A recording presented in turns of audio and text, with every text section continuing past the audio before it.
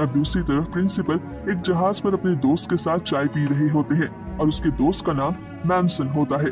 Principal अपने दोस्त को कहता है कि इस बार मैं सिर्फ जंग लड़ने के लिए फौज नहीं बल्कि अपने कॉलेज से जीनियस लोगों को पैदा करना चाहता हूँ ताकि इंसानियत को हमेशा के लिए ड्रैगन से बचाया जा सके और अमन का दौर शुरू हो। और इसके लिए वो लू मिंगफाई को खुद ट्रेन करेंगे। इसके बाद वो अपने दोस्त मैनसन से सीक्रेट मिशन के बारे में पूछता है जो कि उन्होंने शुरू करना था। अब दूसरी तरफ प्रोफेसर गैरियन खुद लू मिंगफाई के पास आते हैं और उसे कहते हैं कि तुम्हें 3E एग्जाम को देना होगा, लेकिन असल एग्जाम से पहले मैं तुम्हारा एक बार टेस्ट लेना चाहता हूँ। वो उसके सामने एक म्यूजिक बॉक्स रखता है जिसमें ब्लैक ड्रैगन की रिकॉर्डिंग थी कि इस म्यूजिक बॉक्स को जब भी चलाया जाता है तो इसके असर से वो तमाम लोग जिनमें ड्रैगन ब्लड होता है वो झुक जाते हैं और ब्लैक ड्रैगन के तख्त की तरफ सर को नीचे कर लेते हैं। और वैसे भी अगर तुम ये सब करोगे तो ये तुम्हारा मैजिक लैंग्वेज को सीखने के लिए पहला कदम होगा। ये सुनने से वो इंसान जिसमें ड्रैगन ब्लड होता है वो बेहोश हो जाता है। अब प्रोफेसर वो रिकॉर्डिंग चलाता है और लू मिंगफाई से पूछता है कि तुम्हें क्या महसूस हो रहा है, जिस पर लू मिंगफाई उन्हें बताता है कि मुझे बस नींद आ रही है। जिसको सुन के प्रोफेसर को बहुत हैरत होती है और वो सोचने लगता है कि एक S रैंक स्टूडेंट जिसके पास ड्रैगन ब्लड लाइन हो उसे नींद कैसे आ सकती है। ये सब देख के प्रोफेसर गैरियन वहाँ से लाइब्रेरी की तरफ भागता है और प्रोफेसर मैन को भी वहाँ पे बुला लेता है।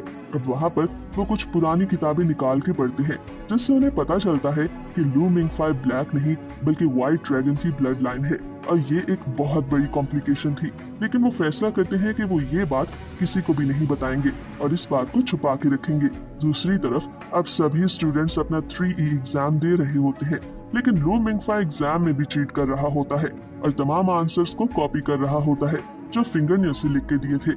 मगर इसी दौरान उसे दोबारा डे ड्रीम आता है और वही लड़का लू मिंग से उसे दिखाई देता है। वो लड़का उसे बताता है कि मैं तुम्हारा भाई हूँ। अब अपने 3 घंटों के एग्जाम में लू मिंगफाई 2 घंटे तो सोया ही रहता है और उसे नैनो आके जगाती है और उससे आंसर शीट वापस ले लेती है। अब रात को लू मिंगफाई दोबारा ख्वाब में अपने भाई लू मिंगजाई को देखता है जो कि उसे एक बेल दिखाता है और कहता है कि ये मौत की बेल है और ये जब भी बजती है इसका मतलब है कि कोई किसी मुश्किल में है या मरने वाला है। वो उससे भी पूछता है कि क्या तुम्हें मुझसे कोई फेवर चाहिए, जिस पर लू मिंगफाई को याद आता है कि किस तरह नैनो ने मैप का यूज करते हुए उसे छत पे ढूंढ लिया था। तो वो अपने भाई लू मिंगजाई से कहता है कि हाँ, मुझे तुम ऐसा मैजिक सिखाओ जिससे मुझे पूरी दुनिया का मैप पता चल जाए। तभी फिंगर आकर लू मिंगफाई को जगाता है और लू मिंगफाई का ड्रीम यहीं पर खत्म हो जाता है। उसे पता चलता है कि इमरजेंसी अलार्म बज रहा है और हायर ग्रेड के सभी स्टूडेंट्स को मीटिंग हॉल में बुलाया गया है। वहाँ पर प्रिंसिपल उन्हें बताता है कि एक मिशन के दौरान हमें ब्रॉन्ज ड्रैगन किंग का महल मिला था और हमारे मिशन के 2 मेंबर्स इस महल में फंसे हुए हैं और जहाज में वापस नहीं आ पा रहे और वो महल बार बार अपने मैप को चेंज कर रहा है जिसकी वजह से उन्हें बाहर निकलने में बहुत मुश्किल हो रही है। वो सभी स्टूडेंट्स को कुछ पिक्चर्स दिखाते हैं जिनमें कुछ लिखा हुआ होता है।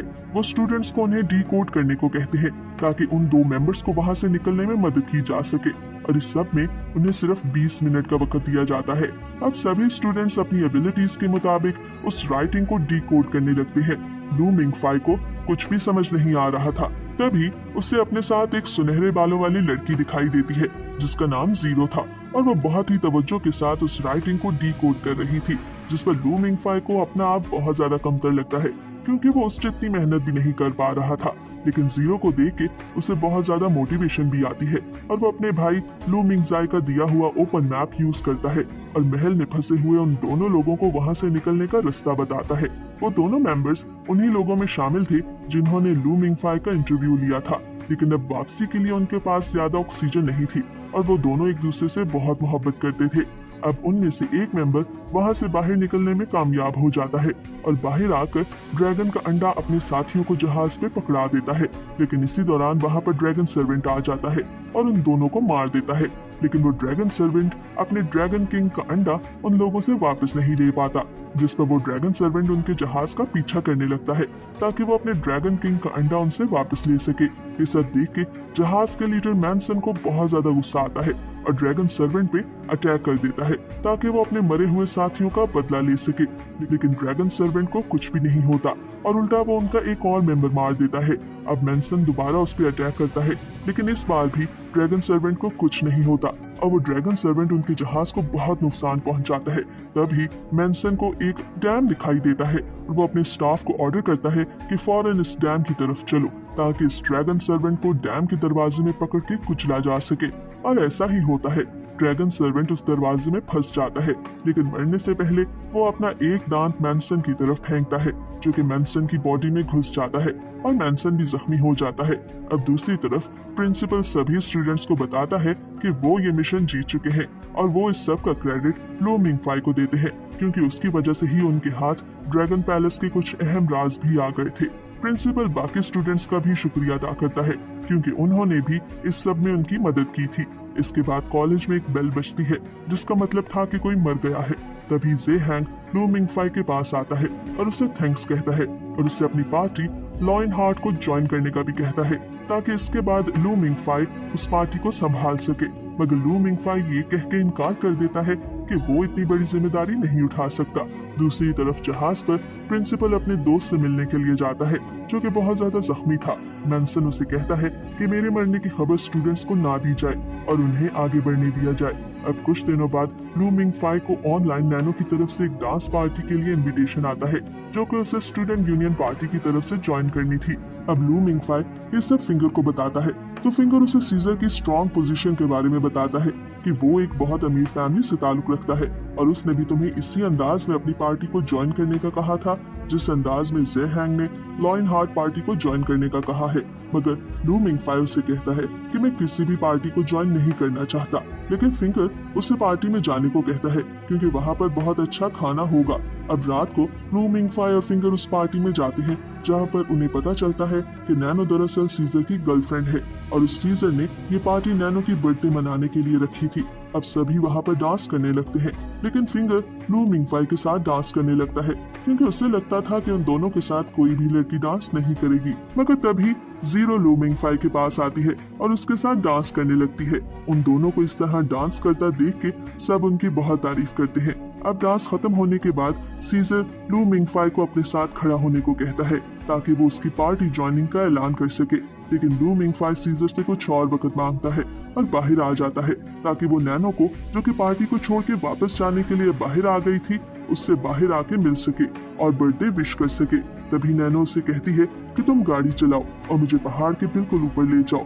अब दूसरी तरफ कॉलेज पर 13 आउटसाइडर्स अटैक कर देते हैं क्योंकि वो ड्रैगन का अंडा लेना चाहते थे।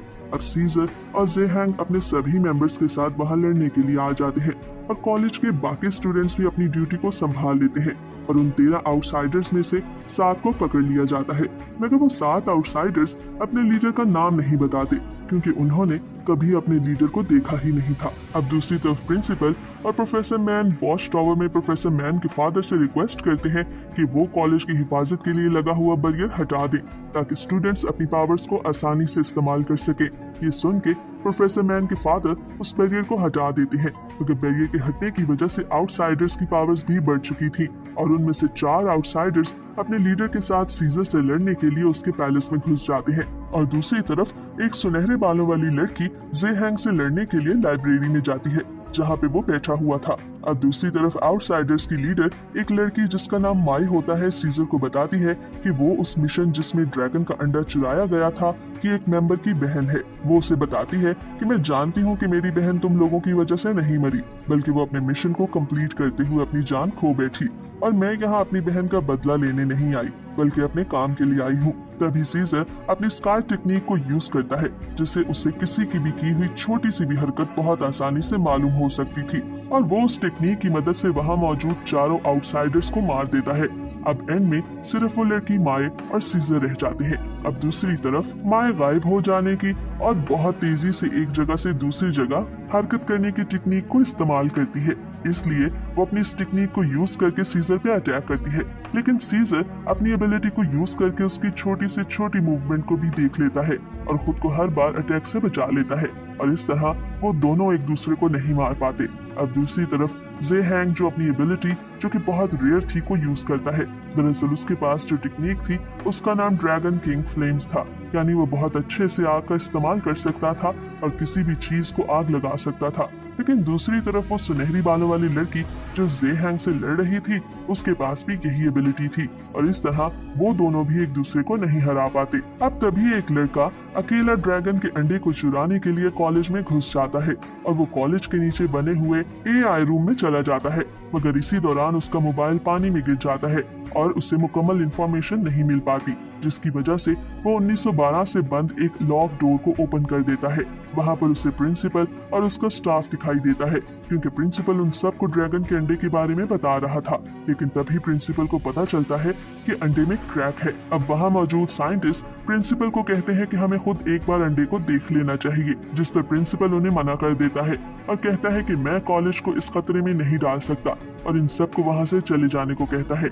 अब उन सब के जाने के बाद वो लड़का उस अंडे के पास जाता है और उसकी तस्वीरें लेने लगता है ताकि वो इस अंडे को यहाँ से ले जा सके और इसके बदले में उसे $5 मिलियन मिलने थे।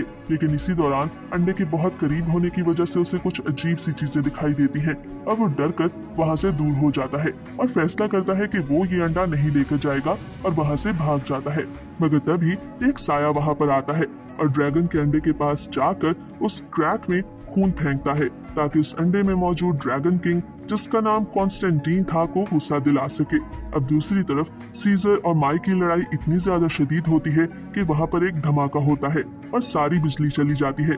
तभी वो दोनों देखते हैं कि दीवार में एक बहुत बड़ा सुराख है जिसके किनारों से आग के शोले निकल रहे हैं और जमीन पर भी किसी के कदमों के निशान हैं और जहाँ जहाँ वो निशान है वहाँ से जमीन भी जल रही है। अब दूसरी तरफ लू मिंगफाई और नैनो पहाड़ पर पहुँच जाते हैं।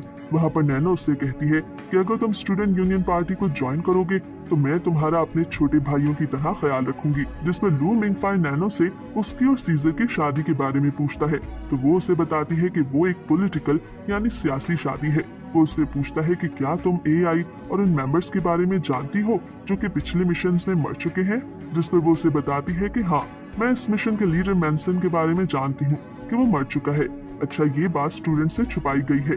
वो उसे बताती है कि बिलाखिर सबने मर ही जाना है और मैं यहाँ पर इसलिए आई हूँ ताकि सितारे देख सकूं, मगर आज आसमान पर बहुत ज्यादा बादल है। ये सब सुन के वो बहुत ज्यादा उदास हो जाती है, जिसको देख के लू मिंगफाई भी उदास होता है। मगर तभी वो कोई मैजिक स्पेल कहता है जिससे गाड़ी की लाइट्स ऑन हो जाती हैं और म्यूजिक बजने लगता है और अचानक से आसमान पर फायरवर्क्स दिखने लगते हैं और उनके दरमियान एक मैसेज अपीयर होता है जो कि नैनो की मदर की तरफ से होता है, जिसमें नैनो को बर्थडे विश की जाती है। ये सब देख के नैनो रोने लगती है और उसे इस तरह रोता देख के लू मिंगफाई भी सैड हो जाता है और वो सोचता है कि यही वजह थी कि जब नैनो उसे बाथरूम में अपने पेरेंट्स के लिए रोते हुए देखा था तो उसे चुप करवाया था, क्योंकि वो उसकी तकलीफ को समझ सकती थी। अब उसकी तरफ वो दोबारा देखता है और उसे कहता है कि ठीक है, आज से मैं तुम्हारा छोटा भाई हूँ और मैं स्टूडेंट यूनियन काउंसिल को ज्वाइन करूंगा। अब वो दोनों कॉलेज वापस जाने के लिए अपनी गाड़ी में बैठते हैं। तभी नैनो को एक मैसेज मिलता है जो कि सीजर ने किया था, लेकिन पहाड़ पर सिग्नल न होने की वजह से उसे पहले ये मैसेज रिसीव नहीं हुआ था। सीजर उसे बताता है कि कॉलेज पर किसी ने अटैक कर दिया है। ये सुन के लू मिंगफाई परेशान हो जाता है, लेकिन नैनो उसे तसल्ली देती है क्योंकि वो जानती थी कि कॉलेज में सब ठीक होगा।